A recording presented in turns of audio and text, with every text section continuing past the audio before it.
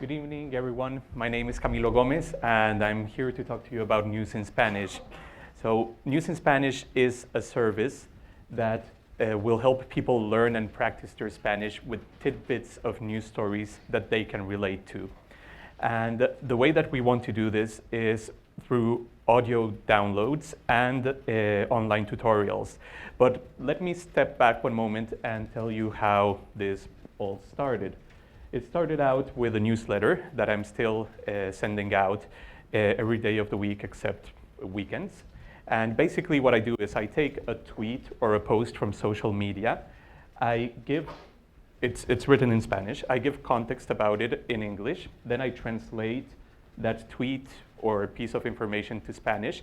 And I explain like a grammar point behind that segment of information, or some difficult word, or some idiomatic expression.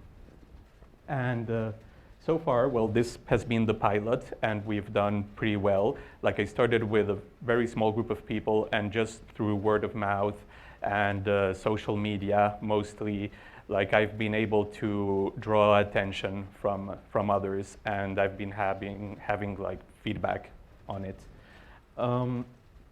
So in the US, there are more than 2.8 million adults who are learning Spanish at this moment. The number is greater if we are talking about like the whole Spanish, the whole number of the population that's learning Spanish. Like, it's around 7.8 million if we include teenagers, like high school students, and also college students.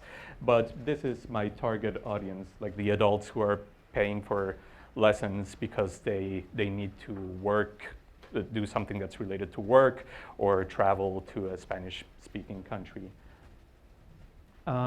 So I'm thinking about, like, this is a projection into the future, like how would the revenue streams look like? So I think that I would be getting around 70% from audio downloads, 25% from the tutorials, and 5% from advertisements. But what does this mean? This means that there are several steps that I need to take in the following months. Like, I need to contact organizations that I can partner with. Like, for instance, if there's anyone in the audience right now who is a Spanish teacher or who works like at an institution that teaches the language, I would love to talk to you. And I need to design the products that I will have people pay for, while still sending out the newsletter as a marketing tool and as a means to expand my audience. So I have a little bit more time, like 1 minute, so I'm just going to say that, well, a little bit about myself. I'm a journalist, and I'm a native Spanish speaker, and I'm also somebody who has learned foreign languages and has been confronted to a situation where you want to learn about the culture of the country that speaks the language. And one of the best ways of doing this is through the media, by consuming the media of the people who speak this language. And because learning a language is not only about learning words and increasing your vocabulary. Like, there are many tools out there, especially like online tools, that will help you increase your vocabulary. But in order to really understand the language, you also need to understand the culture of the people who speak that language. And that's why I would like to invite you to have a look at my archive in the website newsinspanish.strikingly.com. And you can also subscribe to the newsletter if you're interested in getting it. Here's my contact information. Thank you very much.